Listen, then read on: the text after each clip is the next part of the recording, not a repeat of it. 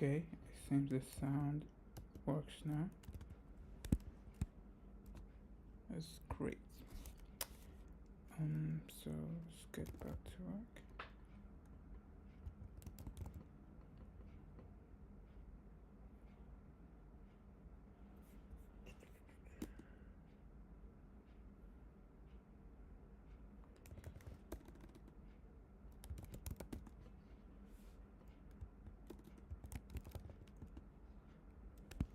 Okay, so actually my compiler works. You'll be messed up. So let's just do spaceship, right? And we can also build that partially. Let's just put build. And you know what? I can just do cargo watch run. Cargo.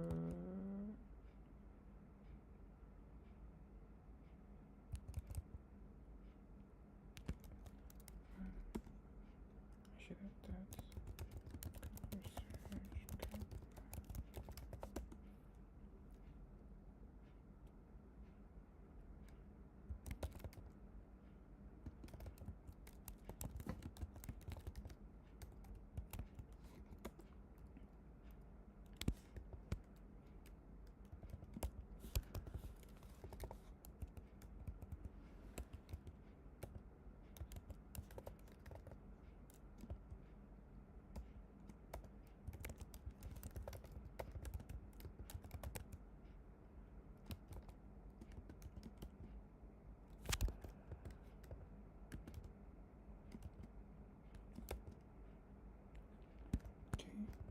Empty now.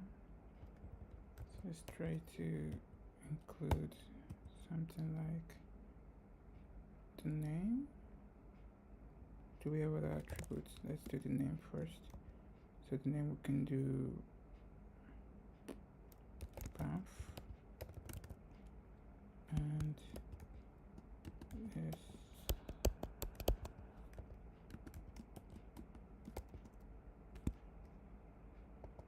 Okay, it should be, let's just into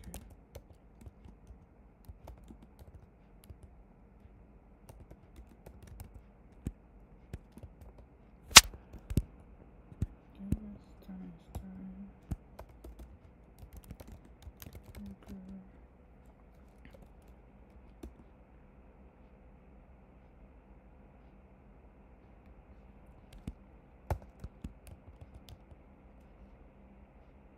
Okay, so now we're getting BAMF, but if we skip that, let's see what we get. Now it's skipped. And one, so let's check spaceship. So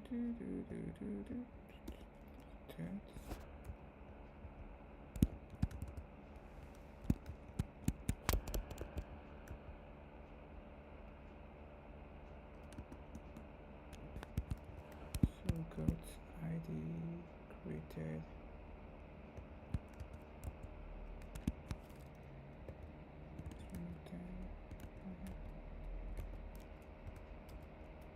Do created.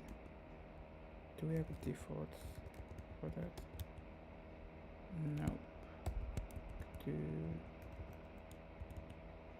what else? I think that's probably fine. Okay.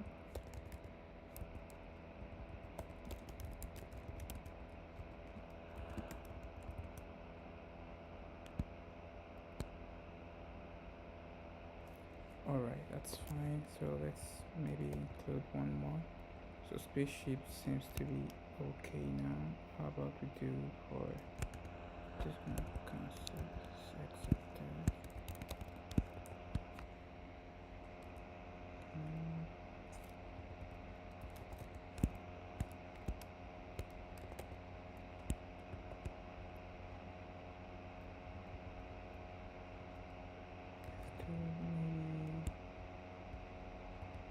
User, we could do user, but let's start with low hanging fruits.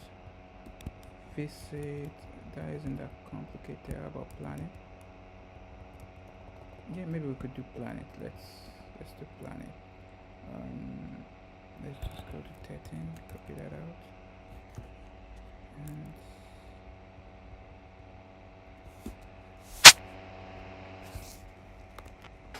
I need to put my computer somewhere so it doesn't overfit.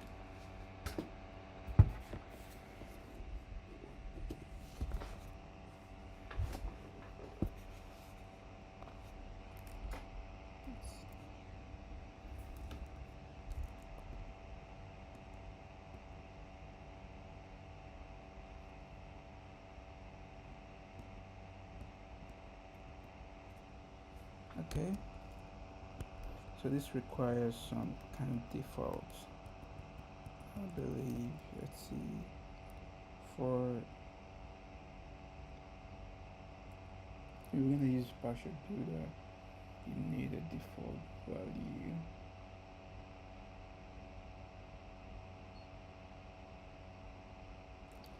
So let's do a bound. Let's bind that. Let's do default.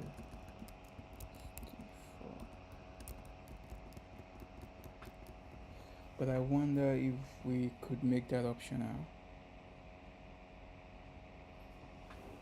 I think what I'll probably do is just make the partial builder a separate trait. I think it's worth it because I don't think you would want to have the default specified for every struct. So I should probably make that a separate thing. So tags are meant to be, so this is the nice thing. Even though you're trying to append a string here, right, that shouldn't work because this is not a string. Like, it's meant to be an unsigned integer, right? It's supposed to be an unsigned integer, and that's why this is throwing this error, which is doing exactly what we want. Let's also bind this to default, but I think we should make that a separate. So I'm just gonna maybe put that in a to do somewhere. I could put it maybe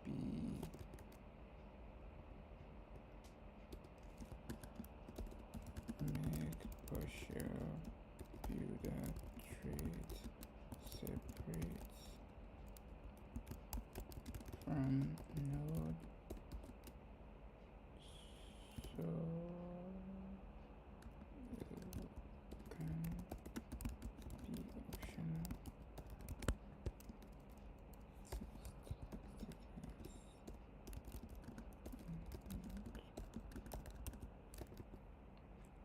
So basically today I'm not trying to do much work. I'm just trying to get back into my flow.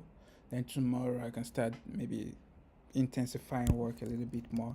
But today I just want to get back into the flow. Because I have suspended work on this for a while, and now I'm just trying to get back into things and revisit my train of thoughts the last time I was working on this. So this looks good now with spaceship. Let's go to maybe user.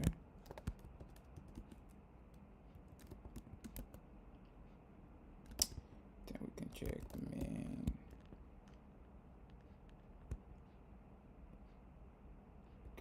You know what? I could just, why not just import everything here? So just do that. So there you get spaceship good. Or models.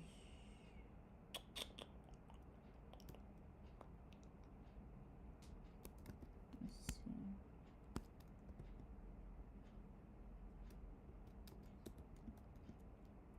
Code user and can keep that. Oh, thanks, Abdul Shakur. Kind of missed you on my YouTube timeline. Yeah, I've actually been working a lot, but I've not been streaming. I've been working on other stuff, and I will probably be streaming on other stuff also. Thanks. I appreciate you for coming back. I know it's been a minute, but I just needed to do some stuff. I needed to go through a little detour before I come back to the main destination. But I'm glad to be back. I just want to finish this project because it's been going on for about 2 years now, and we should have launched. But I got a couple of new ideas, and I just want to implement that. So once this is done, I basically have one more feature.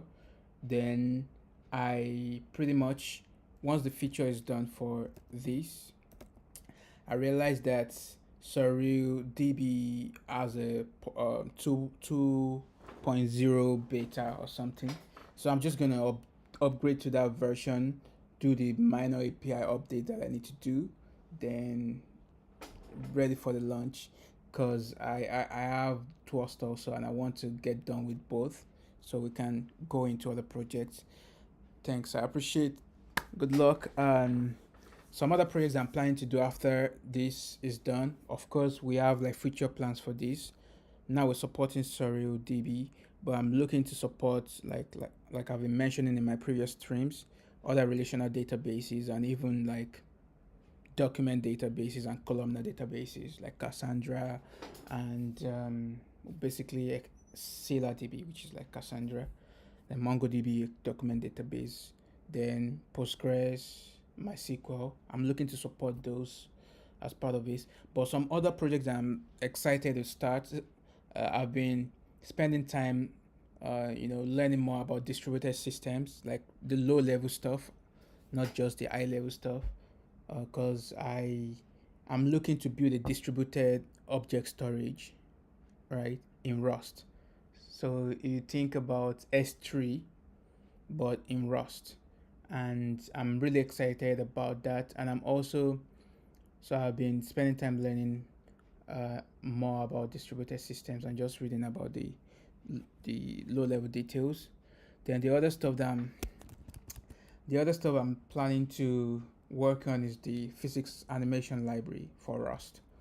So yeah, time the partial update. Let's go to time.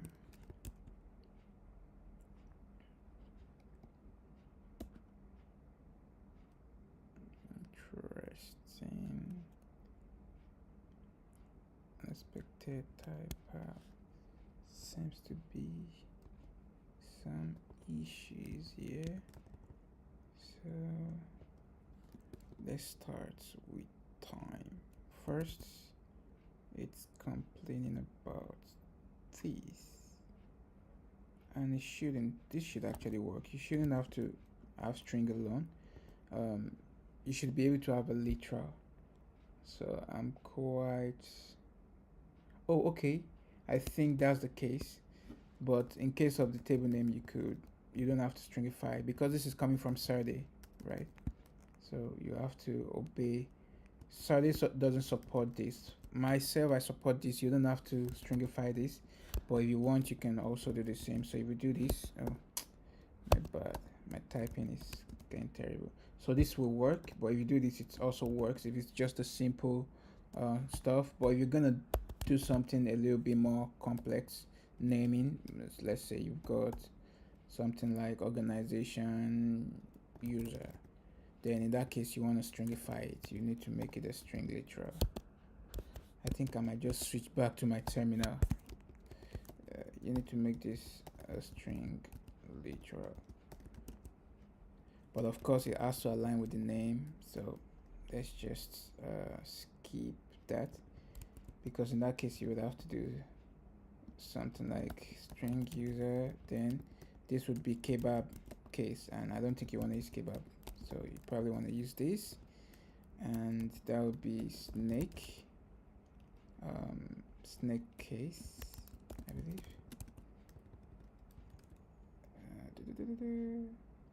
Expected the snake case. Okay, so that would be something like this, and you would have to make this organization user.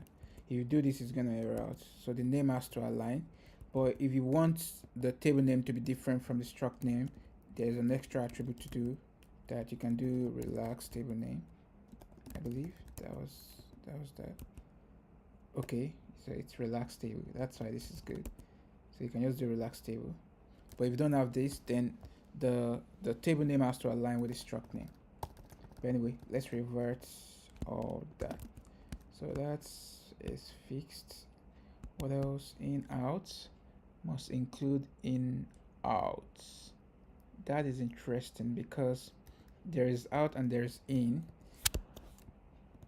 but this should actually be valid because we're using this rename attribute, which should like work. But what we can do is let's say something like this.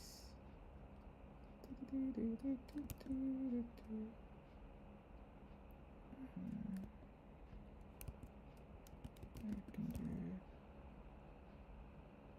must include in and out.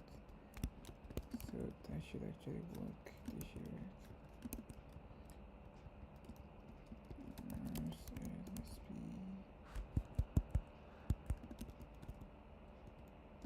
expand macro. What is it?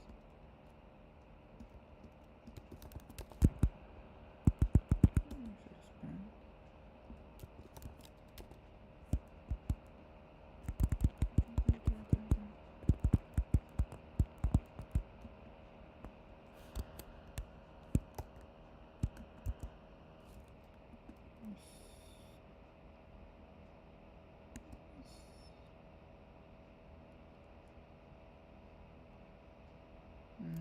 Let's see what that looks like.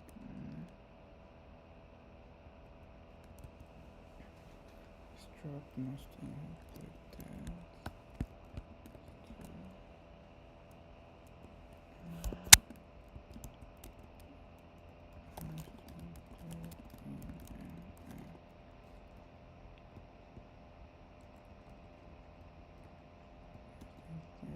Okay. So let's check that. Trim.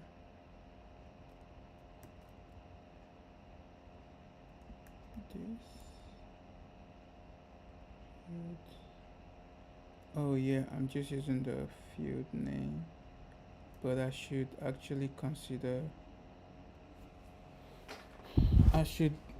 the serialized, I believe, not just the serialized.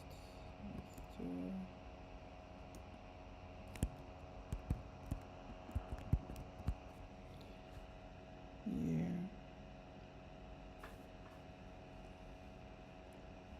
Yeah, I should consider the normalized stuff. That's interesting. Let's see. Continue.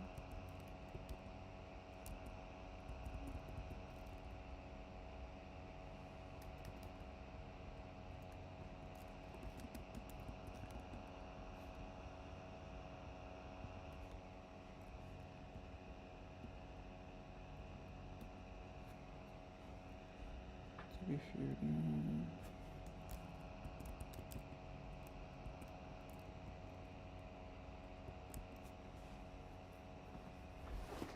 Because in that case, it should actually work. We have every name for in out. Second method.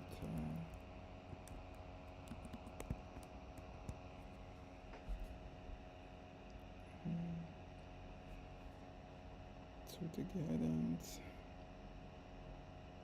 Compare the case based on the struct casing. Then if there's a rename attribute, we take that. We should override. Right? That should override it. Map or else.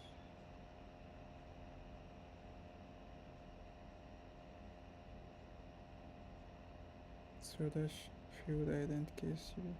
So that should be the default. Okay, it's interesting. Let's check that.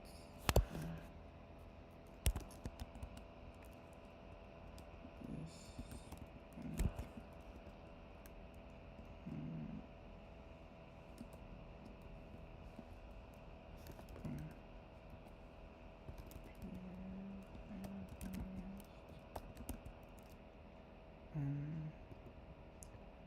So let's see, spaceship, okay, user, planet, what was that, planet, I believe it was user, let's check that, yeah, so boom, ID, boom, hen, okay, so dash it towards boom out. So it's actually normalizing properly. It's doing in here, it's doing out there. So where's that weirdness coming from? So let's remove that. At least let's comment that out first. Let's go further to see if we mess something up here. So we take the normalized stuff, we check if it's reserved name. I start with databases. Is resource keywords name privilege name and then normalized. Okay.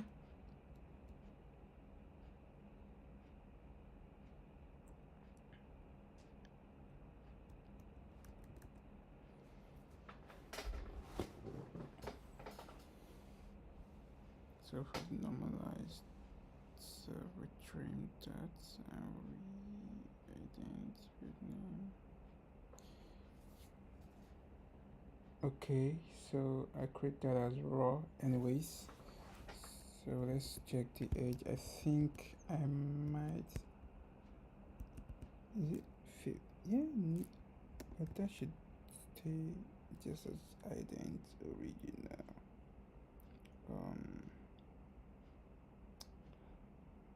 Interesting.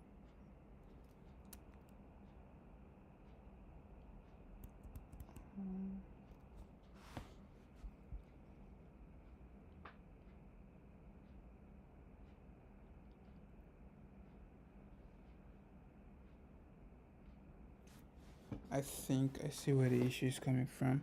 So for that, I'm using, for the name, I'm using the original, if I'm not mistaken. Let's check this, yeah, I'm using the original, and that doesn't take into consideration the casing and all that, whereas I should actually be using the normalized. Yeah, right, that's the serialized name. Yep.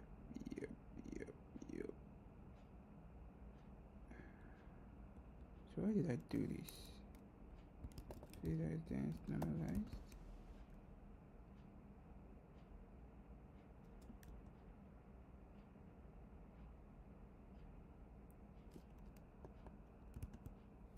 Oh, that's the span. Feel it. So actually, I'm doing the right thing here. That was a span. My highest mistake. Feel it then normalized. Yeah, that looks good to me.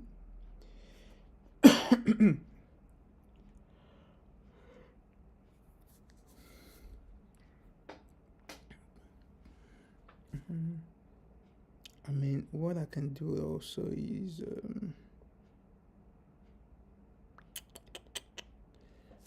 I could maybe just go to this point first and let's load this. Let's see what it looks like. Actually, this instead.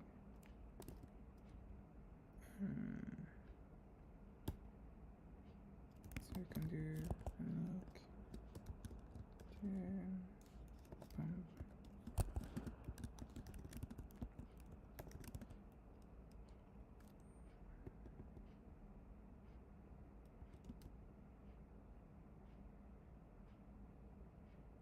Oh, it doesn't implement default.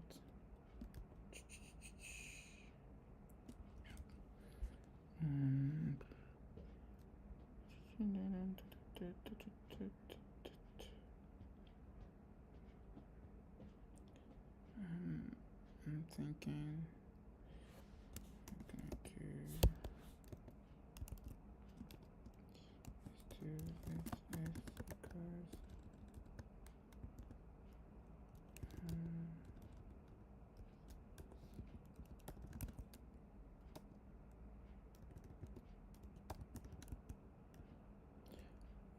or actually let's take that back. We should implement debug, right?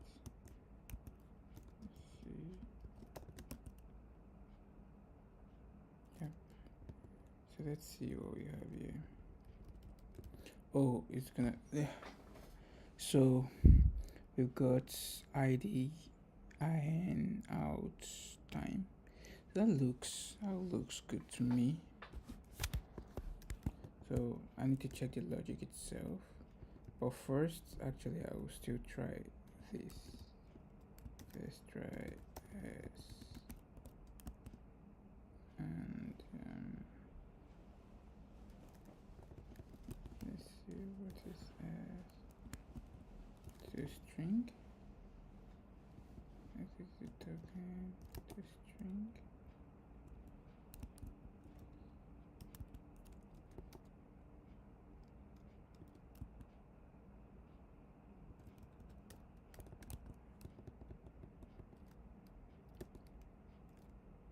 Yeah, ID. Let's see the second.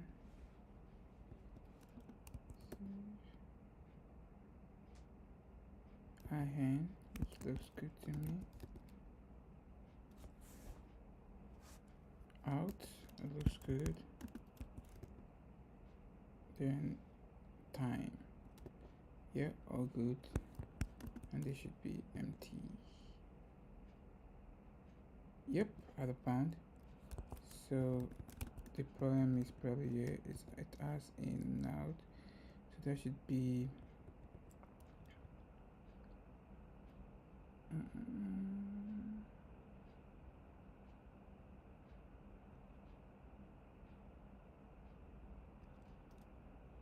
why am I using negation?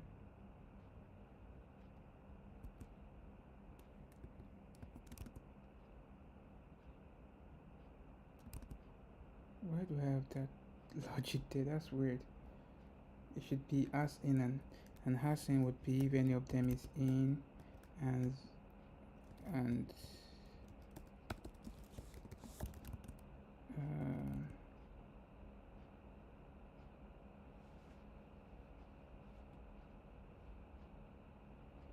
and in fact I should be able to if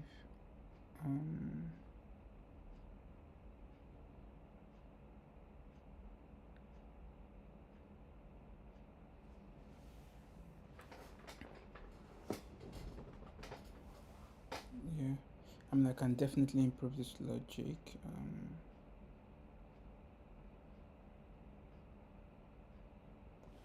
Yep, let's see that first. Yeah, I think that fixes things. So remove the negation, which is weird that I even have that in the first place. So yeah, so that must have been due to brain fog. That should fix things, and I should have actually started from there. Could not infer the type for fields devs. You should be able to infer this because it's a release. It should actually skip this field because this field is not serializable. It's just a metadata field. I'll call it, maybe better yet I could call it an auxiliary field. You don't actually serialize this. You can deserialize it, but it's more like you can think of it in a relational database context as a bridge kind of situation where you have many to many, like fourth level normalization, and you didn't normalize. So on this side you have like a company can have many devs, right? So we are relating that to the user table. So you're not supposed to like serialize this. I think there are probably some ergonomic improvements that I can do to this to make that explicit, that this is not serializable. Maybe I could have an attribute called read only on this. So definitely we shouldn't be inferring the type of this. So I would have to skip that. But first, let's see. Let's could not infer the type for field. Could not infer the type. Okay. So what's the full error actually? Could not infer the type of field devs. Okay. So this should not include relay. So it's infer type.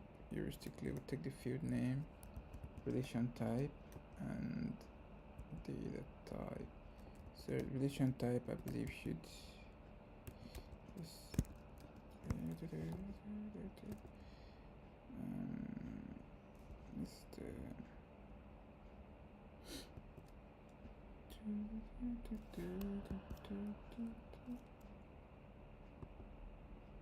I need to change my key bindings.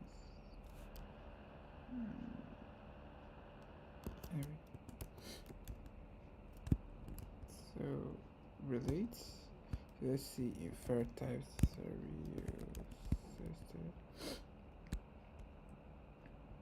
If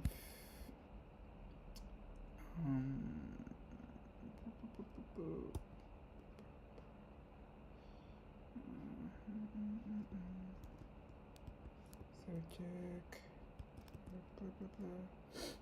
It's array. It's for type. Geometry ID. Or with this node.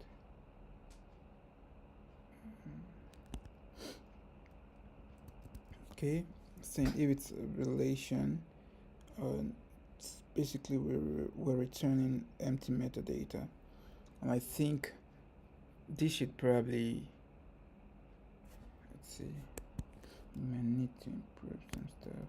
Okay.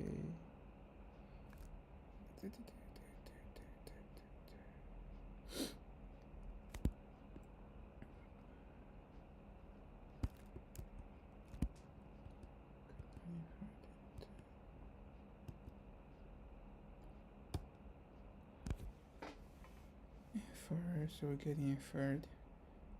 Okay, or could not. Yeah, but that should be okay. So in what case wouldn't that be? What does this return? This should have, probably this should return a result rather than an option, to be honest. Because we will have some ambiguity if we don't make this a result, which we would, because there are situations where you cannot infer the type, but you're not supposed to infer the type. In the situation of this auxiliary field, like the relate field, for example, you're not meant to even infer that type because you're not serializing it, right? So it's not supposed to appear in your database, and in which case that shouldn't error out, right? Because that's intentional. So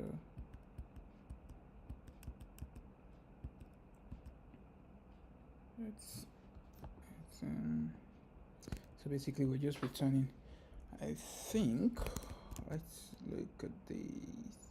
Can I infer type? So we're returning an array here actually. So what's up with, actually this does return an error, it seems. Yeah, it does. So what are we doing here? Infer type. Oh, then we're doing this map. We're mapping that. This returns a result. Fair enough. Then is it just a result or a result option? Okay, just a result. Then we map that to this. Okay. there lies the problem. We're mapping that into an option. Interesting. This gives us a field type, which we get from this field type to be original. So one thing we could do is, rather than making this optional, we could make it actually, we could either make this a result, but actually that makes sense idiomatically, because a field might have a type or not. But if it doesn't have a type, that shouldn't be an error. But I think what this, in the context of this, actually what we mean is probably a specified type. I've not come to this code base a while, so I'm trying to get back to my train of thought. I think this is a specified DB type. So one way we could tackle this to remove the ambiguity is, in this case, where we're just putting none, right? What would none mean? Like, what does none mean in this context? Is it that we don't want the type, or we don't have the type? We don't have the type because we don't want it, or we don't have the type because it has not been explicitly or implicitly specified, right? So we have some ambiguity there. So what would none mean in that case? Like, which of those scenarios? So we could make that explicit by maybe creating a separate enum type, and we could, let's say, I mean, this is what I mean, say db type, db presence type. So we could say specified. What are the scenarios? So one is not expected, right, or not needed. Then one is expected but not explicitly provided. We can of course improve things. Then expected but not implicitly provided, and I believe that they should all be token stream.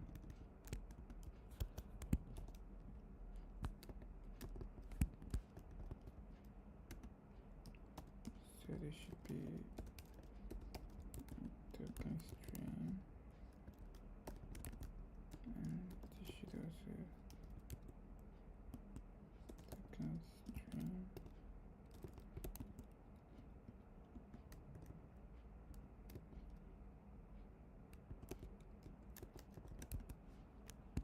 Yeah, I think something like that is one way to remove the ambiguity. Let's see.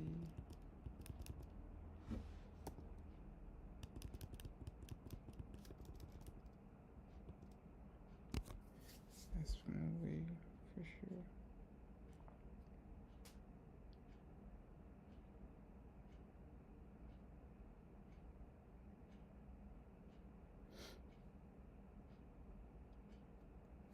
Except like, but then actually we're already returning errors here. So something else we could of course do is, maybe this is not meant to error, then why would we need that? Let's do this first, at least to, let's just expect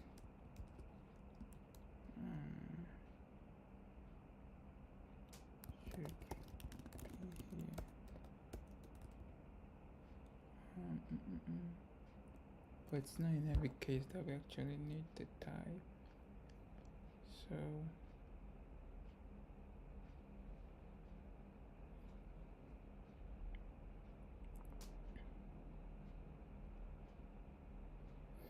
Okay, we can do unwrap or default.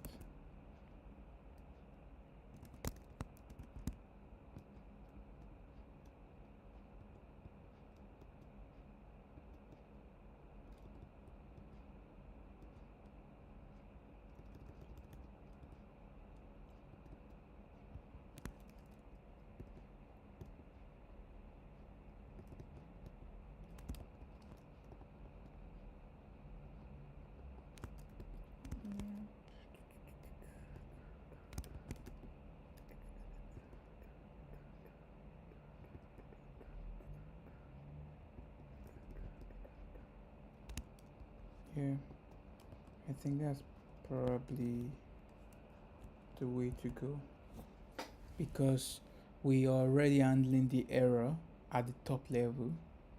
Then as let me go back to where I was. So where was I? So as you can see, this does all the error handling, right? So we've got, in this kind of scenario, we could now infer the field. So these are like explicit error handling, and then we have this also. We have this bunch of error handling. So this actually does return an error. Oh yeah, I need to check this. This does return an error, and we're looking at where was that?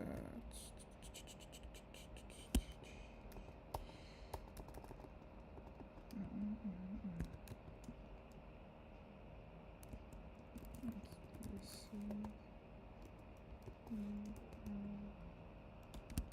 Yeah, I believe it was somewhere here.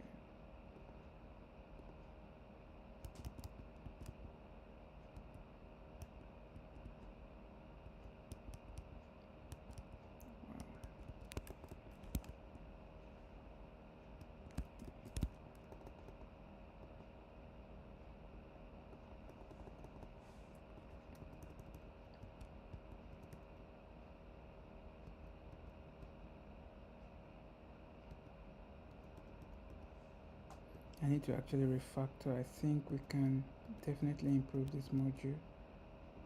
I've done a lot of refactoring already, but I think we can still do some more.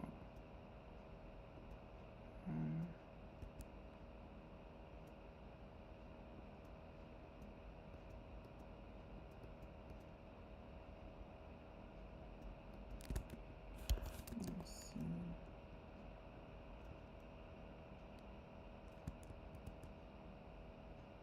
First that derive attribute types.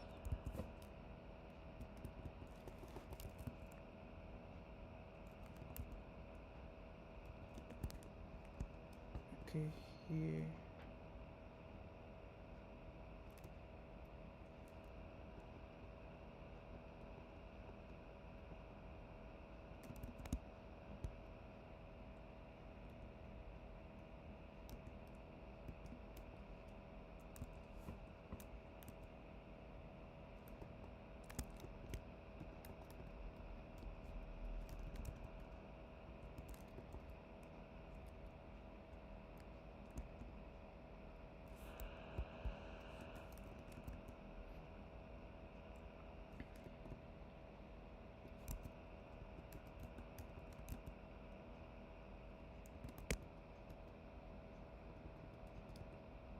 Why isn't this returning me to the right position?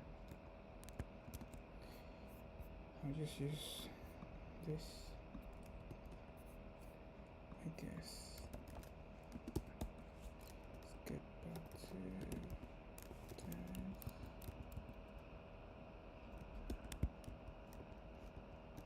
Yeah, this now does the right thing. So I'll just close new white for now.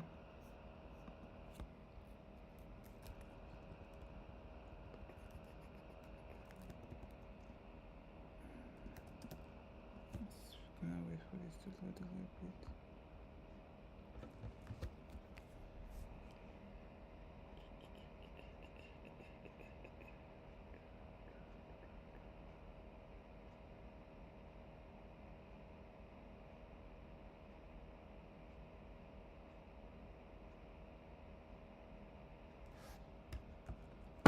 Okay, so what we do?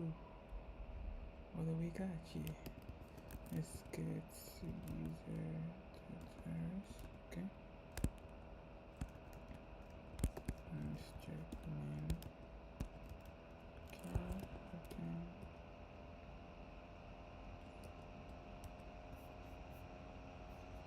Something okay.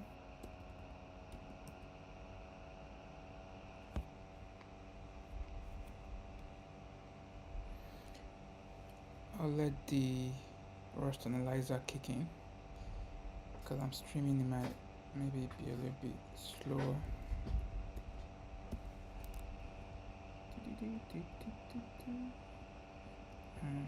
So, but it feels good to be back and just came back on this project, and I can't wait to just knock it out because I've been dragging it on and on for a while. It's taking a little bit too long. Let's just run cargo check here. See models. Do cargo check.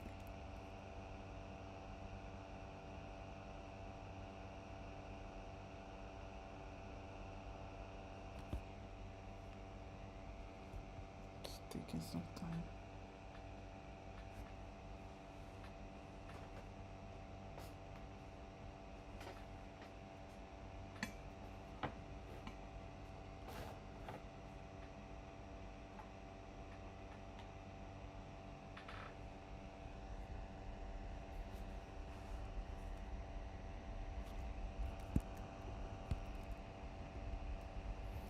So we just need to update all these models, make sure everything runs.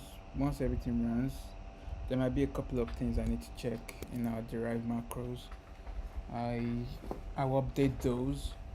And at least I remember, like I said earlier, I think I was mute the other time. There is one case where I need to check if our nested check is actually working. By that I mean, okay, now it's working. It's building that. We have these attributes, and let's see an example.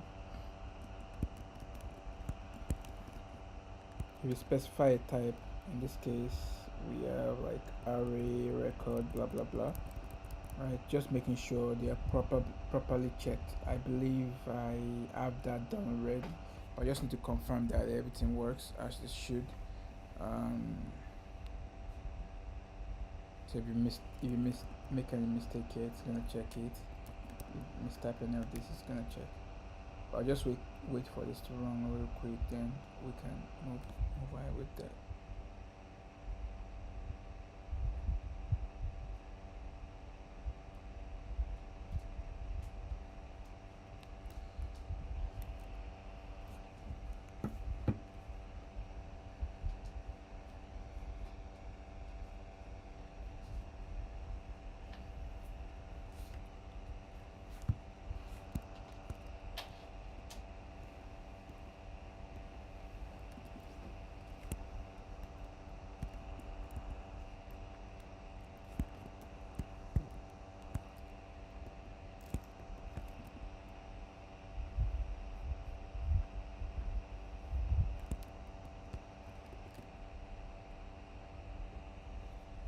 It's taking forever to build.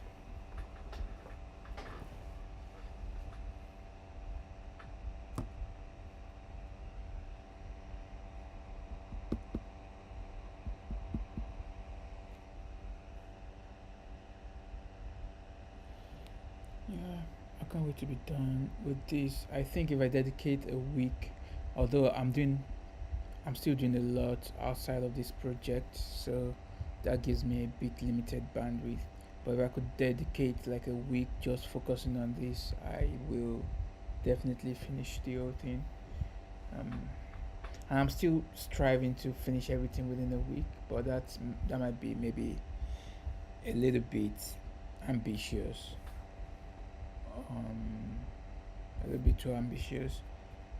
But I would like to just get it out ASAP.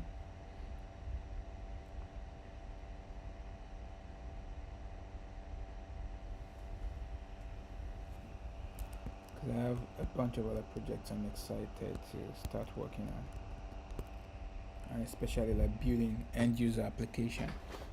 I miss doing more of that.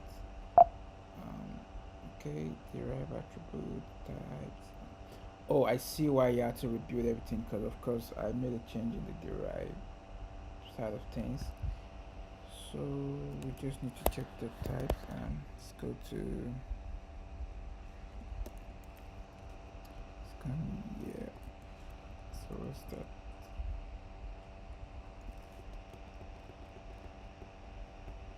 Okay.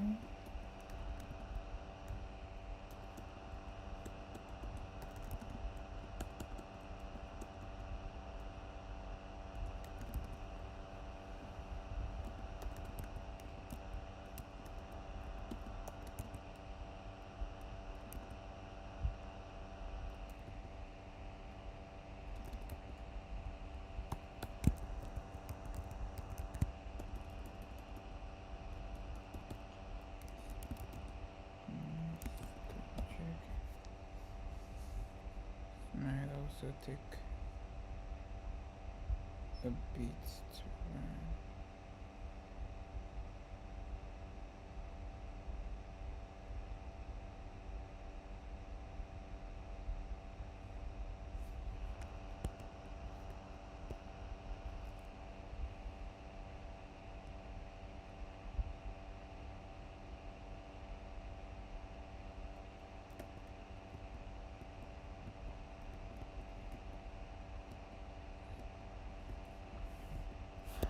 So let's see things. While we're waiting for that, I can just start checking other stuff. Let's search to do.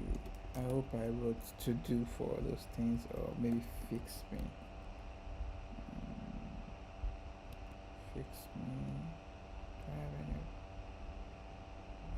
Okay, what about just to do's? I really hope I have to do.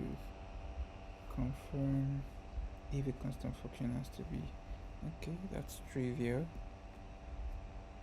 Check listed.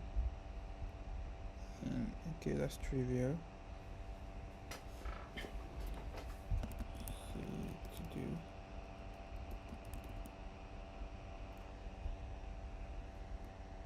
Trivial. Support scopes trivial. Consider removing if else. That's trivial. That's in the parser. This is trivial. This is trivial. Log there. Okay, that's trivial also. Revisit this whether we can and should allow only model to be specified if we can connection. Okay, that's important, but that should be semi-trivial. Check if it makes sense to allow path alone of it. If what did I write? Out of the box, that's a nice to have. DB runner, check the other files are contiguous. Okay. Test this instruct. Ask during a high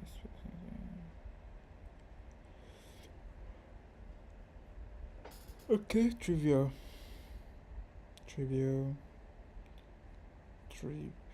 Undo time.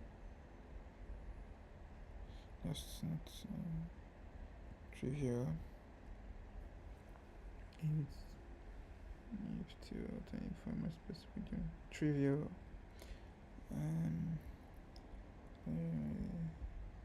Trivial. This trivial. Check. Okay, that's important. I need to revisit that. Trivial. Edit. Oh, that reminds me. I need to also check. So I'm not using the inbuilt. So we have the default option in Rust that Rust provides, right, with none or some. but actually I have my own abstraction. One thing I need to check with that is to implement deref. I need to implement deref for that if there are no conflicts, if there would be no conflict or ambiguity with that, I need to implement deref for that so that you can just use it as though as you're using the default option provided by Rust. And the reason I implemented my own wrapper or custom wrapper over the default option is to give you the opportunity to, like, when you skip a field, when you're using a partial builder, it's going to skip the serialization of the field entirely. But if you specify the field explicitly as none, it's not going to skip it, rather it's going to serialize it as null, because null is a valid database type, at least in SurrealDB and in most other common databases. So we don't want to skip the serialization, because you might actually want to set a value to null. It's a valid value. It's uh, so that's something I need to take care of. Remove if no good purpose served. Okay, private trivial. Use then trivial. Validate. I've actually done this, but I will keep this for now. Cross check replacing self here is ergonomic. Okay.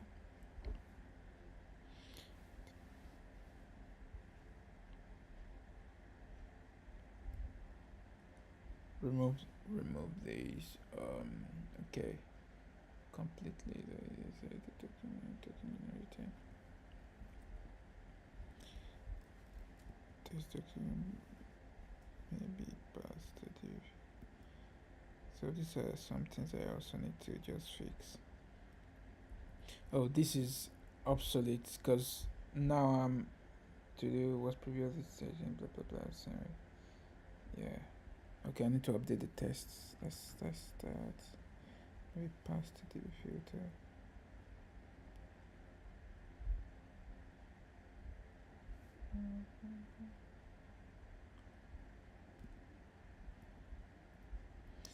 Okay, I think I might have actually resolved the one that was on my mind. Let's see. Is this still running? See models, cargo check. Alright, so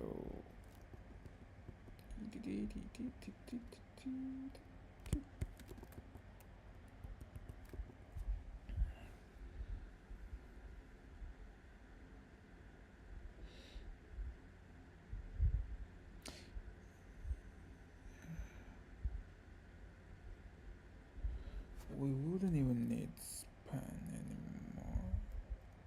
I think let's just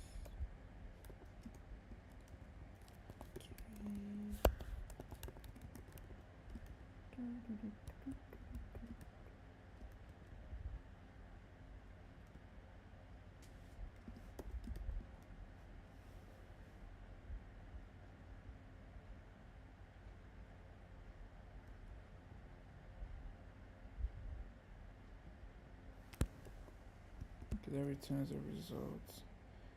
So I guess we could just do okay.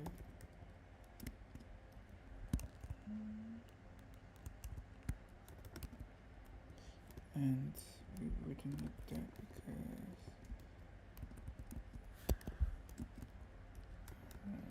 let's just do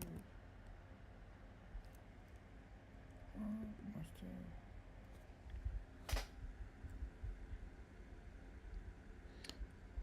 I see. I see. That's why we're doing that. So in that case, we shouldn't need this then.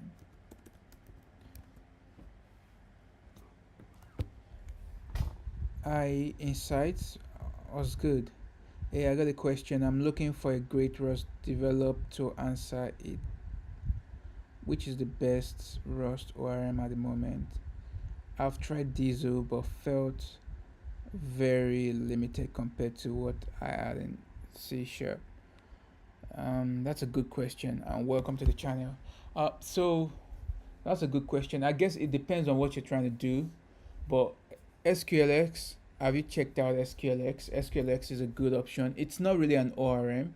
It's just a query checker, which I'm supporting in my ORM also.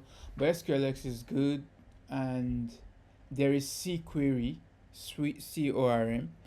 I've tried that, but one issue I had, at least the last time I checked, um, it's kind of verbose in my opinion. So it's like I think they made some syntactic decision that, in my opinion, suboptimal, and that was actually what led to the creation of this. Like I feel like, especially given that Rust has a lot of uh, functionalities with macros that you can use to improve ergonomics. I think that they could have maybe improved the API quite a bit. But right now, I would say CORM query. If you're trying to use like Postgres, MySQL, then Arbatis is decent, but it doesn't really support like complex stuff. So I would say it's mainly CORM and SQLX basically, right? There are some other projects, but they are not well maintained anymore. But that's the only project that I can, at least the last time I checked, was still being maintained. But I feel like it could be much more ergonomic, and that's why I'm creating what I'm working on right now. Although I'm supporting SurrealDB, the plan is to support other relational and non-relational databases. So I just wanted to, because this started as experiment, because I tried like 10 ORMs in Rust and I wasn't satisfied with all of them. I tried CORM, CQuery, Arbatis, TQL, like a bunch of other ORMs, and I just wasn't happy with them. And that was what led me to start creating like this ORM in the first place. So I'm looking to expand the support for this. So this started as a vision to just create something intuitive and ergonomic in Rust, and something whereby you don't even have to make the trade-off you have to make with most other projects. So if you're interested in using ORM functionalities, then this supports it. If you're interested in writing raw queries but you want them to be checked at compile time, this also supports that. And if you're interested in just using query building, this supports that. And also, at least to the best of my knowledge, there is no other Rust project that supports automatic data migration, but this does the diffing automatically for you, and runs the migration and supports both bidirectional and unidirectional migration, so you can do up and down or just up. Thanks. I feel you on the cannot find the perfect ORM thing in Rust. Would you mind sharing your GitHub? Interested in following your. Oh, sure. I should have put that in my description. I will do that. So the link for this would be GitHub. I'm just gonna copy the link for this project. One second. Yeah, I should have put this in the description.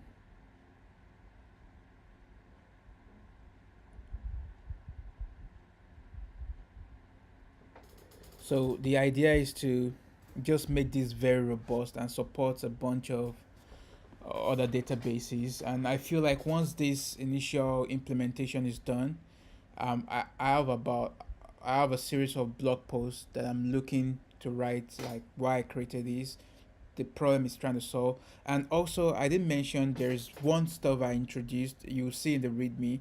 I'm calling that turbo, and it's a completely, I would say, it's a novel concept that I've introduced. Also, that I feel like a lot of people would actually like it. So what query turbo is basically is it allows you to write raw, like Rust code that feels like you're writing like idiomatic actual Rust code, but it actually is in Rust itself. It parses your code and generates the query at compile time. So the benefit of this is that if you're trying to write a very complex query or transactional query, um, I could actually I can show you an example. So I should have this in my description. Let's let's see if I can add this. That let's see if I can do that. Edit this video. Can I? Okay. Yes, I'm just gonna add that. Github.com slash so this I'm just gonna add that. Yeah.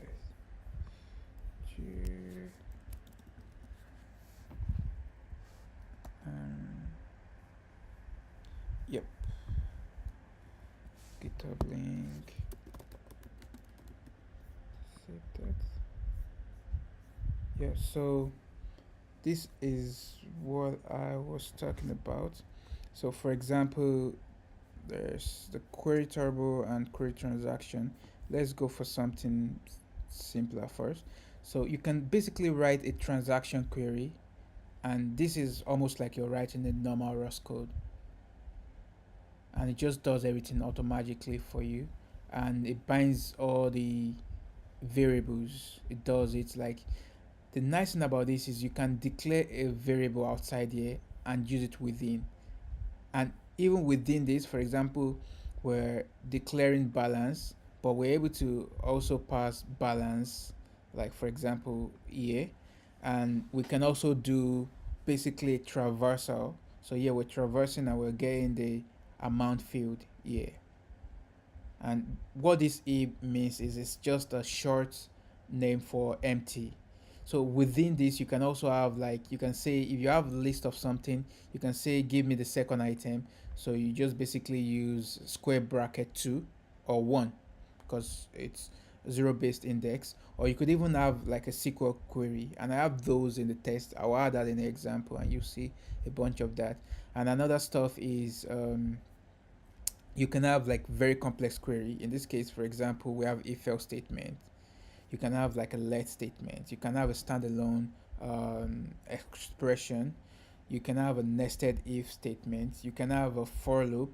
Within the for loop, we have if statement, and we have another nested for loop, and you can just keep doing that. And for example, you can do range selection, and it supports both. You can do the upper bound included or excluded, and lower bound included or excluded. So you can write very complex query that feels like you're writing normal Rust. You can do parameterization within and outside. So you can have a variable from outside of that block and use it within the block, or declare a variable within the block, and it's just gonna take care of everything automatically for you. So this actually does quite a lot. And even though I'm supporting SurrealDB first for now, I plan to support other stuff. Another stuff is you can write normal raw queries. You can write a multiple of them, and these variables are checked at compile time. So if you misspell one of these, or the interpolation is also misspelled, it's going to error out. Like you're going to get a compile time error. And so all these queries are checked at compile time. And I still have plans of things I'm going to be implementing subsequently once this PR is merged. I'm planning to do, if you've used TypeScript, pick and omit helper functions. I'm planning to include that, and you can also see support for data migrations, and this is automatic also. You can do both up and down, and basically you can do the defaults. You can do the to latest, which is the default, and you can also do the delta, so run up to like 5 upwards or down 5, or you can also specify to the absolute migration point you want to do. So I want to run up to this each tree, like to this part. So that's just a bunch of stuff, and it also supports embedded migration, right? So you can embed your migration into your binary, and just a bunch of things. Check it out, and yeah, I'm excited. So I've not been working on this for a while because I've been preoccupied with some other stuff. But now I'm back, and today the idea is that I'm just trying to get into my frame of mind, flow of thought before I left. Like it's been probably a month. Just trying to get back into the flow. Then tomorrow I can start getting back into things properly, right? So that is exactly what I'm doing right now.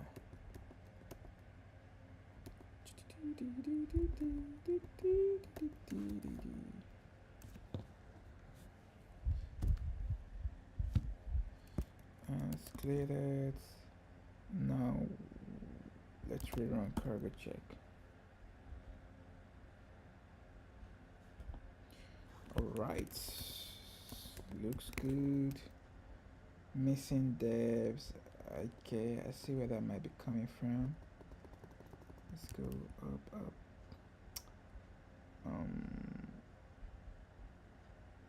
It's quite interesting. Found keyword while parsing destructs. Okay, could not find validators. Very interesting features. Wow, on my hand I'm building a big tool with lots of data, needs a performance, ease of implementation, and a good ORM. Which stack would you recommend or choose? Oh, thanks, I appreciate the compliment. And good question. Which stack would you recommend? Do you mean in Rust? And actually, there's this. I have this Google Docs where I just put a bunch of tools for almost anything you want to build, like bunch of resources. I should probably search and open source that. So create a GitHub repo for that and just dump it there. But if you're talking about Rust, I'm building a big tool with lots of data, needs a performance, ease of implementation, and a good ORM. Which stack would you recommend? So are you talking about Rust or just generally? If you're talking about Rust, then I think you can't go wrong with most tools as long as you feel like, because what a good ORM would be is a little bit subjective, right? Uh, but generally, like I said, try to start with SQLX, because with SQLX you can just Rust, Go, C Sharp, C++. Still unsure what to go with. Rust has been great, but underwhelming with ORMs, which might hurt ease of implementation. Um, I'm a little bit biased, and I don't know much about the other ecosystem, so, but I think Go could be a good option.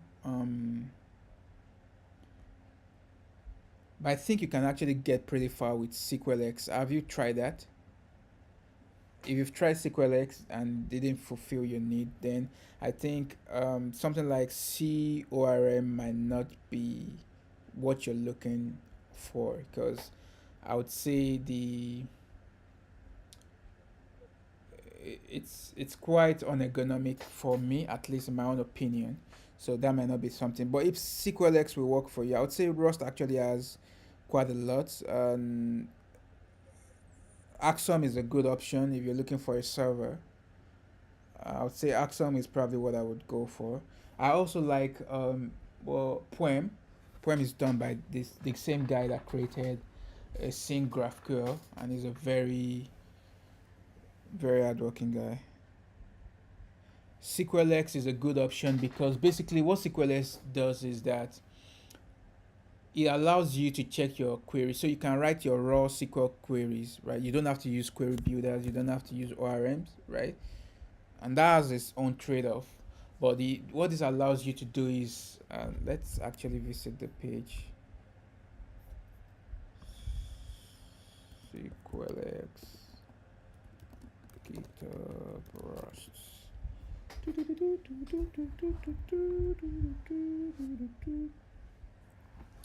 Yeah, so this is the repo. Wow, it has 12,000 stars now. When like I started checking this, I doubt it even had Like, it had basically hundreds of stars. But anyway, so what this allows you to do, let's see if we can have some getting started. So it allows you to write your raw queries, right? So you can write your raw queries without doing any check. So if you write this, if there's any mistake, you're only going to find that issue at runtime. Probably when you're running in production, you can see that you misspelled something, right? Um, but you could also do a compile time check, and pop by compile time check, I mean like a static check. So static check means that if you write something like this, you could use this query macro. It's similar to what I'm doing, but we have different approaches and different trade-offs and whatever we're choosing. So what this allows you to do is it checks your query, two things, right? It checks your query at compile time. So if you misspell select, you're gonna get an error. If you misspell one of your models, let's say users, you should get an error that user doesn't exist. In addition to that, you see that you're getting the output, right? And this is one thing I'm looking to also support in my own project, which I don't yet support, but it does the query check. So this is like an anonymous type. So it returns a vector of an anonymous struct of country and count, right? So yeah, you're able to basically deserialize that and get a type, I mean a field, country and count, right? Which is awesome. And in addition to that, you can also have a, rather than having an anonymous type, you can also have an explicit type. So in this case, we have country and we are deserializing into that, and we have just a vector of country, and we can get all this data from it. So it allows you to write your queries and check them at compile time, right? But the trade, so I would consider this to be more lower level on the stack. So you don't have query builder stuff, you don't have ORM and all these bells and whistles. And in addition to that, it requires that you have live database connection. Although you can also do without, like you can build your code without a database connection, but you would need, at least the last time I checked, you would have to basically cache the metadata from your live database. But that's just what it is. So if you can get by with this, for now, I would say, and you can also check out CORM. Why not?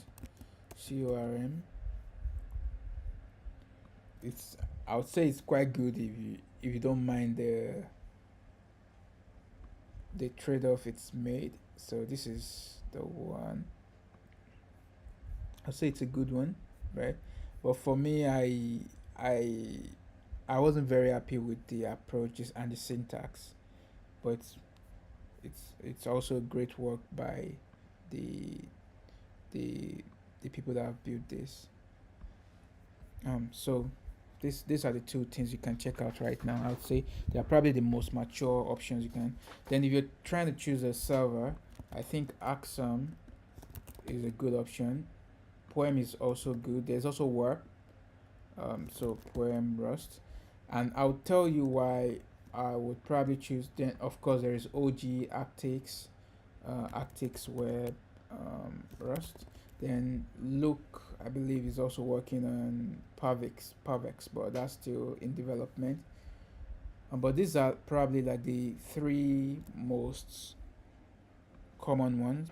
I mean four: Axum, Poem, and then what else? Actix. We have Actix Web. Actix is like old and tested and trusted, although there was some issues at some point, but I think that those have been ironed out. But the reason why I tend to go with Axum is that Axum is also built by the Tokyo team, and Tokyo is like basically at this point is like the de facto library for doing a sync in Rust. Like of course there's a sync STD and that is great, but Tokyo is pretty much like what everyone uses, and I would rather just use the server built by them because Tokyo is a great library. Thanks for the great info. I'll try to make some different versions. Yeah, I think just tinkering and seeing what feels good is probably a good way to go. But I would say Rust is a good option. Once you figured out all the rough edges, you can actually move pretty fast with Rust. And at least for me, like I find it much easier to work with Rust because I know that once I build something, like I don't even have to. It's probably gonna work quite well the first time, and I don't have to do a bunch of maintenance. And the libraries in Rust are much more like maintained, not maintained, but like stable, I would say. So, and more, of course, of more high quality. I think on average you find higher quality libraries in Rust than you would in say TypeScript, and people are much more conservative in Rust. So people don't just throw out 1.0 version, or unlike in JavaScript where even a beta version would be like maybe version 10 or something like that. So people like you typically find higher quality libraries in Rust. Um, right. So let's see. Expected identifier found keyword while parsing this struct. But let me know if you have like any other questions, or yeah, happy to answer and help with that. So was 50. Okay. Yes.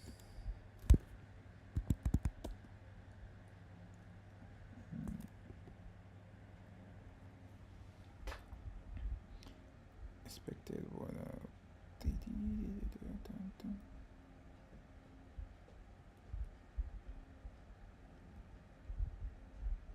I've done some updates in my Neovim setup, and the approach I used to use to expand my macro, I'm actually not sure, so I need to figure that out. I used to use Rust expand macro, but I don't think that works because I've changed my Rust plugin. So what was expand supposed to be for? Rust expand macro Rust sp expand. Okay, anyway, I need to check that. So let's complain about this. Missing field devs. Okay. Why is that missing? Okay, I think I might know where that's coming from now. So as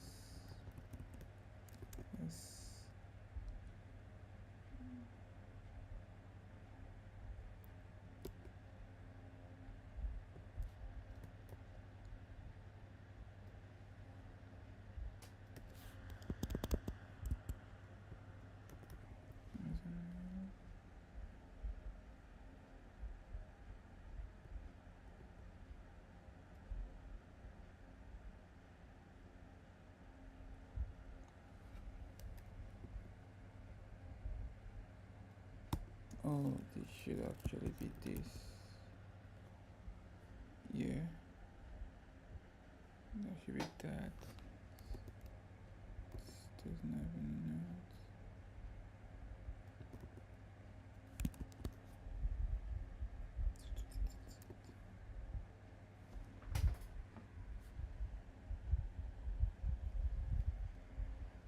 Let's see.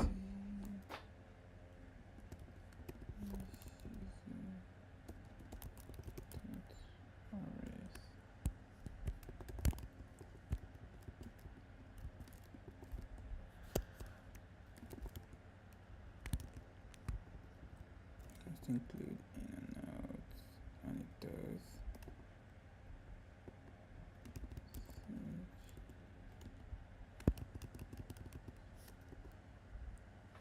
Something.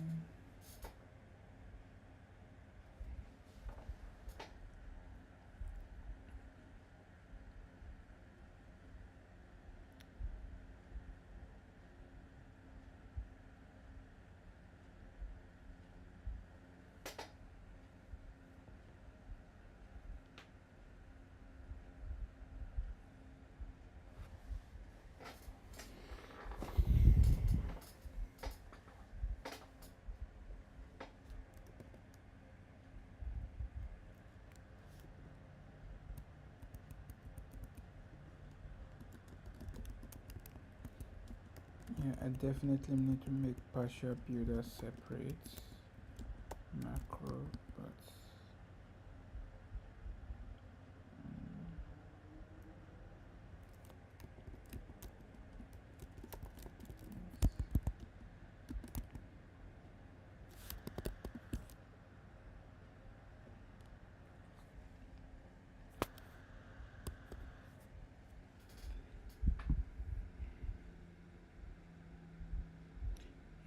field out on tab. Okay, like pressure. Okay, I can probably see where that is coming from. I think figuring out the macro is probably the best idea because I'm doing a lot of macro stuff.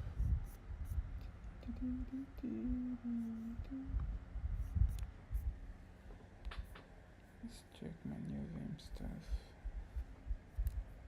Let's check out new Vim.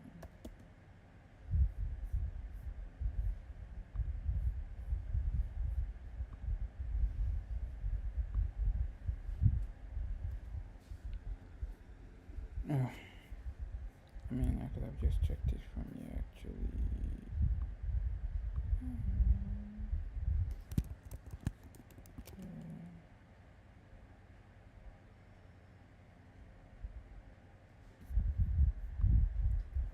Okay, I think I'll probably do that off stream. I need to figure out, because from the last time I streamed, last time I worked on this, I've not been working with macros for a while. The last time I worked on this, I was using a different plugin for my Rust, so I need to figure out the command for this new one, how to expand my macro, because I would need that to debug this. But I'll probably call it a day already, because today was meant to just get back on track, and I feel like I'm not fully in the zone yet, but I think this was actually a good um, revitalization or rejuvenation of my attention towards this project. So I will, before tomorrow's stream or at the beginning of the stream, I will try to figure out how I can expand this macro so we can debug this, and I'll probably just debug everything on stream, fix them. So the goal, what we have left basically, and the goal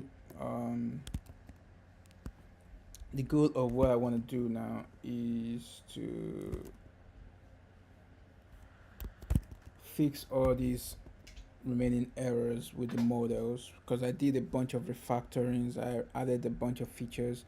So the goal is just to fix those things. Once those things are fixed, I need to also create a deref.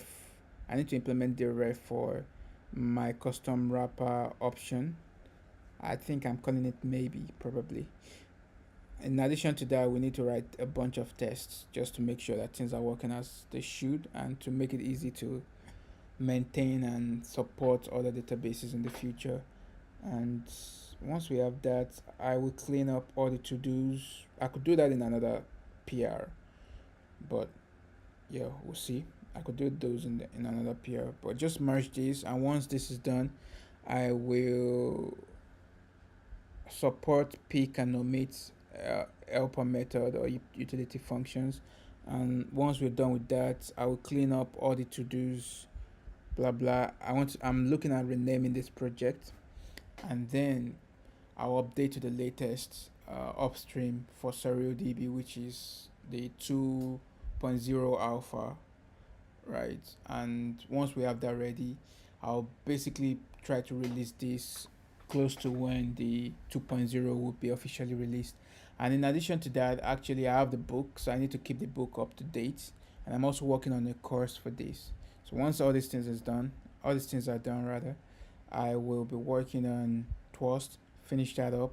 I'm also working on some Kubernetes um, tooling. So those are the three main immediate short-term stuff that I'm trying to get out in July, and the books and the courses associated for those. And once everything is out, we can start making the plans for the future of this to support other relational and non-relational databases. And in addition to that, um, pari passu, I would be starting the distributed object storage that I'm looking to start, and also start giving attention to the physics animation library that I'm looking to work on in Rust. Thanks to everyone that has joined today and for supporting. The first two streams I had, like, my sound had issues, and even now I don't have my mics out yet. I'll try to bring them out tomorrow and try to improve the quality a bit. I just wanted to focus on this. Yeah, I feel free to start the project and support here. And thanks for joining in. Remember to subscribe again, and see you guys again. Keep reading code, stay careful and cheerful and restful. See you guys. Bye.